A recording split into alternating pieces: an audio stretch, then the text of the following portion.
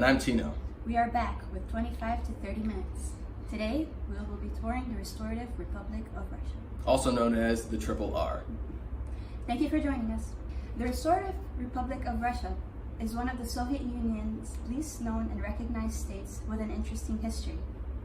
Having come through rough times, today it is a very developed country. However, it has been known to restrict certain basic human rights. Today, we will be exploring the truth to living behind the walls of a 5-membered oligarchy state. In the early 90s, they revolted. They wanted to make their own state and break away from the previous USSR. Their country now lies sharing a border between southern Siberia and northern Mongolia. Its capital has a modern feel. People dress professionally, filling the streets with tall standing buildings. However, there are no cars to be seen. Its famous monument recalls Mikhail Gorbachev's time that led to the separation of their state. This building, the capital, is where leaders met and make all the decisions for everyone else. Its capital city is where we will be heading today.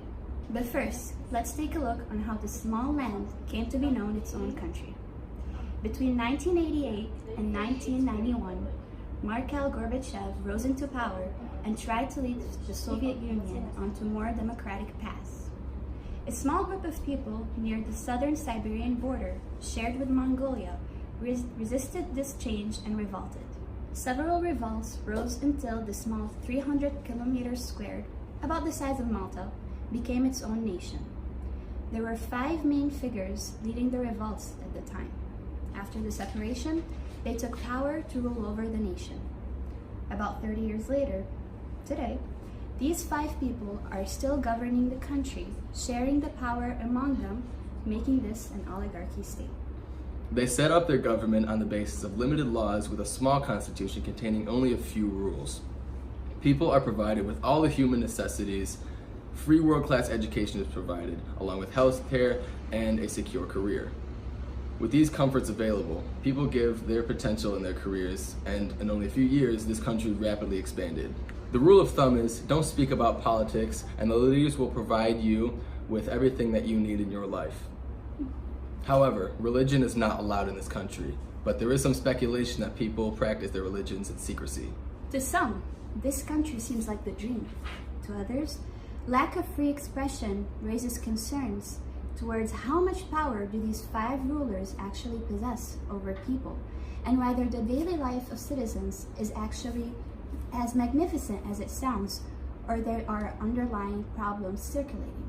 On our journey today, we will be having an exclusive interview with 2 heads of state and some citizens from this country, where we, people from the outside world, can get a more in-depth look in their country. Well, I don't know about you, Tino, but that sounds like a pretty good place for me to live. We will find out. Ladies and gentlemen, I'm sitting here today with one of the heads of state, Kayla. Kayla, it's very nice to meet you. Thank you very much for opening your borders and allowing us to come in. I understand that you sort of keep them secure to keep the people safe in your country, but thank you very much for allowing us to have exclusive access and for us to have a nice conversation. So I want to start off by saying, give me the rundown of the history of the formation of this country. Well, Tino, there was believed to be a revolution in 1988.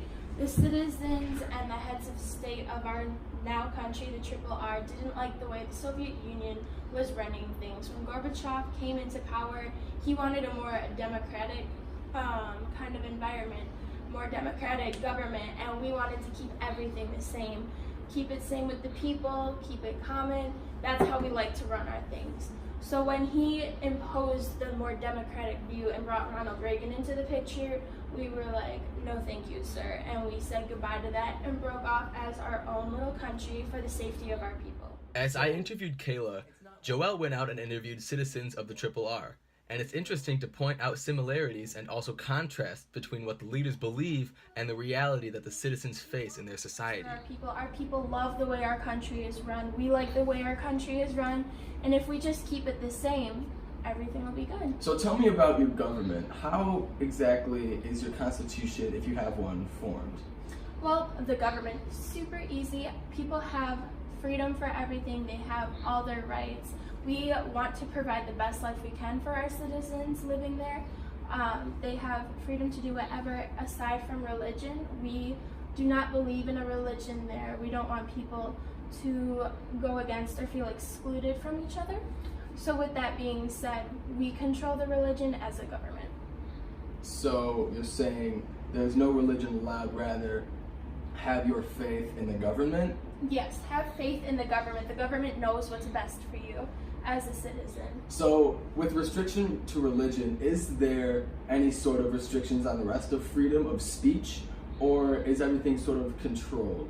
Oh no, people have freedom to speak, they have freedom to dress, petition. We just ask that you look decent and make sure our country looks the best that it can look. We are back, and now we are with Jaafar. Hi, Jaafar. Hey, how are you? Good. Tell us a little bit. What do you do? I'm a mechanical engineer. Good. Tell us, what is it like living here in the Triple R? Well, our views are limited and we can't, there's no freedom of expression there.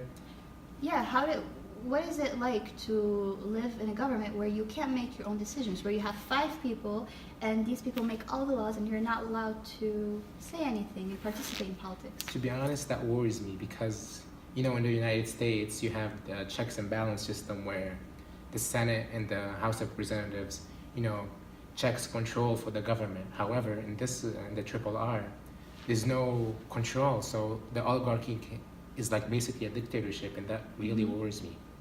The citizens are not being represented at all in this Triple R, and basically I would not advocate to live in this government. I understand that there are some people here, especially in the Capitol, everybody's dressed very nicely in a white shirt and a black tie. Yes. If everybody's dressed like that, how come I don't see anybody else looking different if you said that they have the freedom to dress? Well, they have the freedom to dress in a sense that they can wear black dress pants, khaki dress pants, a nice white shirt, whatever kind of tie they would like to wear. But we want everyone to know that they are equal to each other, that no one is above someone else. So speaking of a level playing field, what does the workforce look like, rather, in this country? I understand that there are some cities, and the capital city is the largest, but is the rest of the country more of a tundra like the rest of Siberia? And where do people position themselves for the occupation? Well, your positions run in the family, so if your father worked in an office, you're most likely going to work in an office. It just gets passed down like in a caste system. So in the city, we have people working in offices, we have people working for us as heads of state.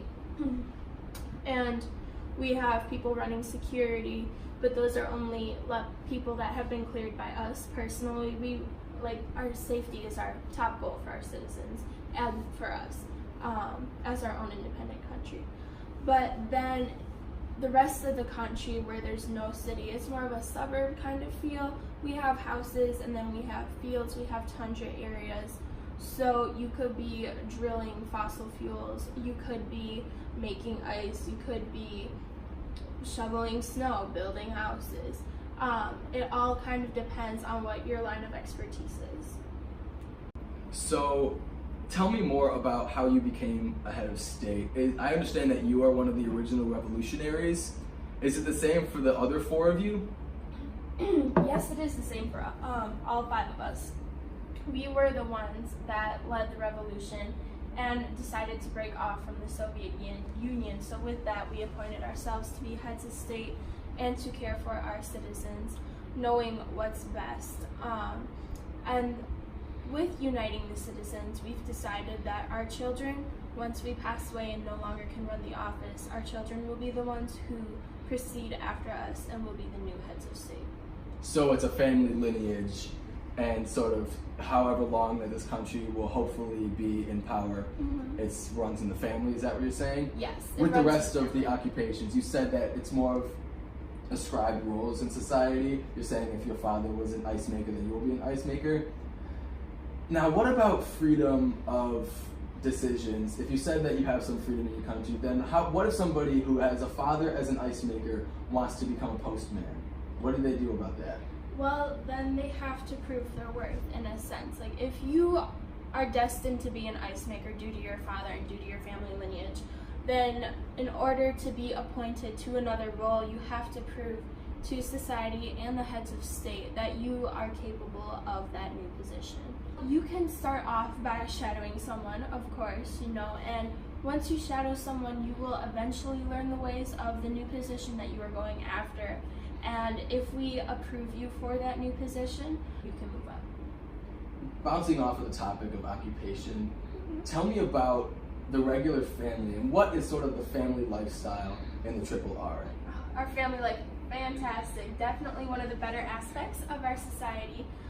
We have the mother and father figure, of course, in our household, and one of the laws we like to abide by is we like to limit 2 children to each family just for population control and such. We don't want to have our country become as big as the Soviet Union was because we felt it got out of control, and that is why Gorbachev came into power to add more control to it, which we do not want in our society. So with that... Isn't it my understanding that Gorbachev came into power to make it more democratic and more free? How free is the family in the Triple R? Is it more controlled or is it lenient? It's pretty lenient. I mean, the only rule that we have on the family is 2 children per family, just for population control, because at the end of the day, you're still free to do whatever you want. You're still free to go out, do your job, come home, cook, go out to family events, go out on the town, So can a family have less than 2 children? Yes, of course. A family doesn't have to have any children? Could it just be a husband and wife? Correct. I mean, like, for instance, say they're infertile or they do not wish to have children. I mean, that's a personal choice, but if you do choose to have children, 2 at most would be best. How about homosexuality? Is gay marriage considered legal here? Yes, we like to think of a mother and father figure. It doesn't necessarily have to be a man and a woman. There could be 2 women, like one is the father figure, one is the mother figure. Could be 2 men, it could be a father figure, and then like a more mother figure. We just like to have our children as well-rounded, so they'll be better off. So the society really has a great emphasis on the mother and father figure rather than a mother and a mother or a father and a father, depending on the sexuality of each of the married couple. Right, because we know that homosexuality does exist, and we're not going to try and prevent it because it'd be taking away your freedom as a person. But we do want the nurture of the mother and the strongness of the father present in the household. I thanked Kayla for her generosity and for such an eye-opening interview. Now, let's jump to Joelle, where she is speaking with a citizen of the Restorative Republic, Anna, a school teacher. Okay, what about you, Anna? Can you please tell us a little on how did you choose to become a teacher? Did you choose it when you were in 2nd grade, or did someone choose it for you? And tell us, do you enjoy your career? Do you enjoy your life here in the Triple R? Okay. Well, I do enjoy my career and my life in the Triple R. And it was chosen for me in 2nd grade to be a teacher because I was proficient in all the areas and I worked well with others. So continuing on from 2nd grade, I was put in lessons to help teach the other students as I was learning. And I think that has really helped. Okay, Anna, now I want to know a little about your personal life. Now, one thing our viewers will be really interested to know about is the aspect about religion, and that religion is not allowed in this country. Am I correct? Yes, you are correct. Religion has been abolished because of all of the negative impacts it's had on, in history. Was it a certain religion that was abolished, or just all? Or do you believe there is a God and a higher power, or just nothing? Well, I cannot believe in a God here. No, it is not allowed, and there are repercussions if you state that you do, or if you practice in private and they find out. So it would be unwise of me to speak of it on television. Okay, and another thing that I noticed is I was walking down the street and everybody was dressed very formally. The men are wearing a suit with a tie, and the women are also wearing dressed up very professionally and formally. Is there a reason for that? Yes, we are required by law to dress professionally at all times, especially in public outings. And it is to put, the best image forth for our country. But can you please tell me, how does clothing, dressing the same, prevent discrimination among the classes?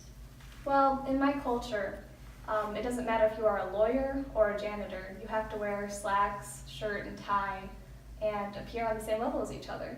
It's the same concept as uniforms in school, and it helps prevent the discrimination among students. Okay, I don't know if Americans would be very happy about this, having janitors going around wearing suits. It would be very uncomfortable, but it's a cool way of thinking about it. And you enjoy it? Do you ever feel like the government is, it's taking a lot away from your free choice of dressing up? Well, I do see how people could notice that there is a lack of personal identity with the laws of having to dress up the same. But I personally am fine with it, and I enjoy, putting the best appearance forward for my country. I think it's a small price to pay to, get rid of daily discrimination. Okay. And now let's talk a little about family ties here. You have a very strong family tie, do you? Yes. My husband and I live with his parents, as is, traditional in our society. Really? Yes. They help take care of children, and we help take care of them when they're older, and that is the norm here. Since you brought up your children, how many do you have? I have 2 children. Do you think about having more? No, that is illegal, and we need to keep our resources evenly distributed, so 2 is the maximum. All right, well, Anna, thank you for speaking with us. I think it's getting closer to your tea break. Yes, it is the traditional 11 o'clock tea time here. So here's the knock. Yeah, well, thank you for having me. Thank you, Anna. Now I sit down and have a conversation with another head of state, Isaac.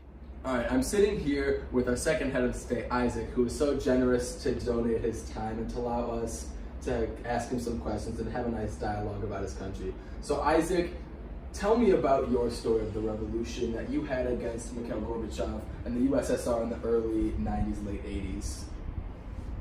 Yeah, I would say that we saw that the country was moving in a way that we didn't feel was best for the people.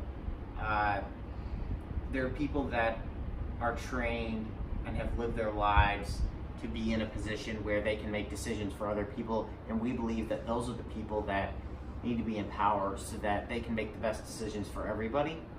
Not everyone's going to be as mature to make the right decisions for society, so when there's not just one, but in this situation 5, we feel that the 5 of us can encompass what every citizen in our society will need. We didn't think that that was a possibility with Mikhail's, the way that his society was turning. So we decided to secede and create our own nation, and we feel that it now gives every citizen in our country a better opportunity to be successful and to be the best that they can be. So the rest of the little satellite states in the Soviet Union wanted more democracy. You and the rest of your revolutionaries wanted to maintain sort of control or maintain... Well, I would argue that that's actually incorrect, because when you look at our Constitution and the way that it is constructed, there are very few things that we forbid in our country. I mean, you look at places that are democratic nations, and it's a pretty hefty list of national and state and even more local levels of you can do this, you can't do that. This is how the RRR works. There's one set of rules, our Constitution. There's no state level, and there are only 3 rules. The one is you can only have 2 children. The second being there's no practicing of religion in our nation. And the third being obey the government, because people at the top, they know what's best for everyone at the bottom. Not the bottom, but below them. It's almost like a trickle-down system. We know the decisions that need to be made for the people so that we can give them the best opportunity to be successful. So the 5 of you work as a council, sort of devise the laws. And if you know what's best for the people, what is your political background? And how did you guys sort of establish your superiority in the law and becoming this oligarchy and knowing what's best for the people? I would say that we have a lot of experience, especially with the revolution. We were closer to it, so we were the ones that were being impacted by it on a day-to-day basis.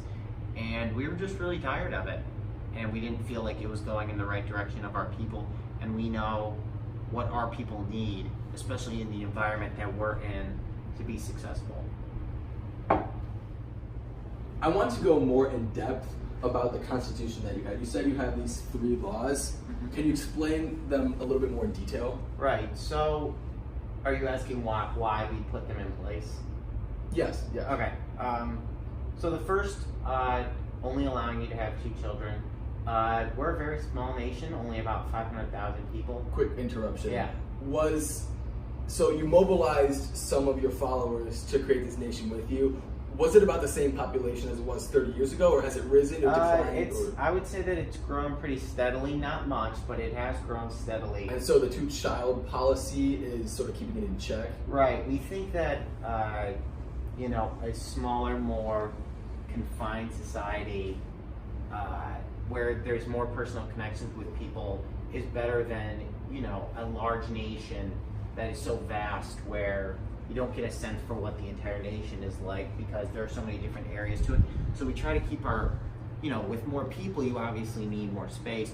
So with our rule of enacting our rule of only allowing 2 children per family, that's to keep our society in a confined area where everyone knows, east to west, north to south, what areas are which in terms of geographically and just, what kind of people are in each area.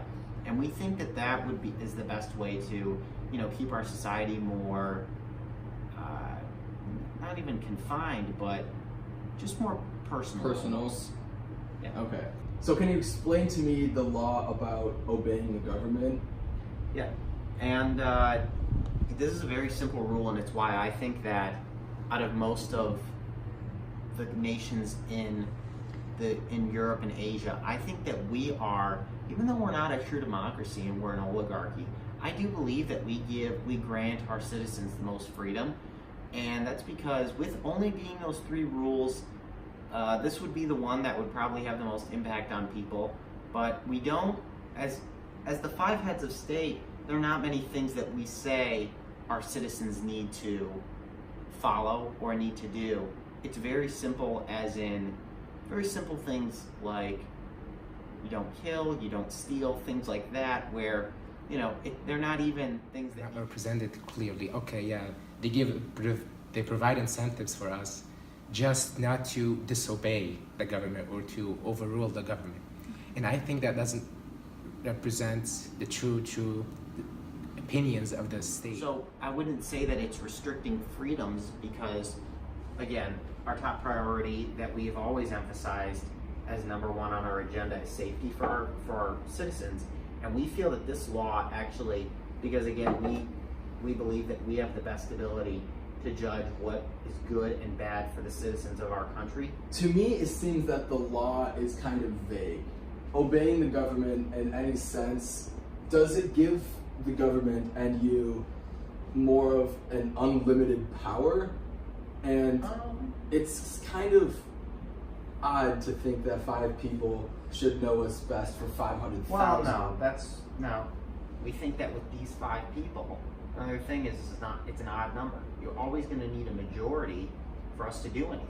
We vote on all of our decisions. We feel that if it's a majority vote, a majority of our society and the citizens in it would feel that way too.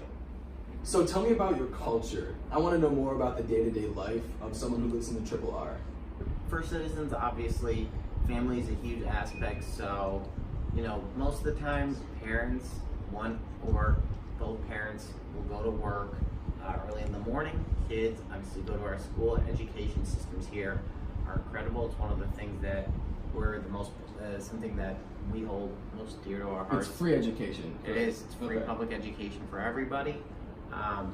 And that's something that we really, believe is what will build our future, is providing children with the opportunity to learn and educate themselves in terms of how close-knit families are, and even, how we celebrate our holidays and our, What kind of holidays do you celebrate if there's no religion? For our holidays, since we don't affiliate with a religion in our nation, we actually only have one. That would be our Revolutionary Day, and that actually lasts an entire week. It's a week-long celebration. There's no work, no school, so everyone's at home celebrating with their family, their friends. Similar to what maybe, I guess, Americans do for the 4th of July, but it's a whole week-long celebration because of how much we value our freedom and our independence in this society. Okay, so more about daily life. We're in Siberia, it's the tundra, so what do you eat around here? I understand that there's not too much live game or anything, so what do you? Yeah, and agriculture here is definitely tough, I would say. More, it's a more nut-based, dried fruits type of diet. It's not as, as meat-based or even really vegetable-based because we just don't have the access in a lot of, areas and geographies of our nation. Because of the climate, we don't have access to, harvesting these crops. And while our society doesn't demand, we don't have massive food demands with only having 500,000 people in our country, we still do need help from surrounding countries that we do trade with so that we can, afford to get the resources that our people need.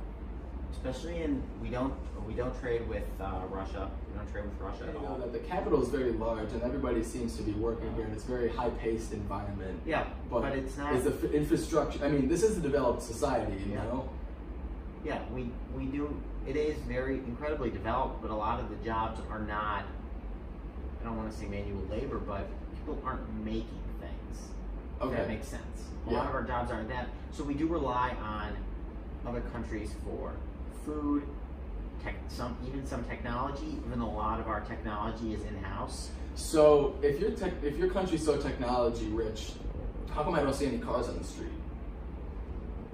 Well, we have a great public transportation system that we believe is better for the environment, which is something that we take seriously.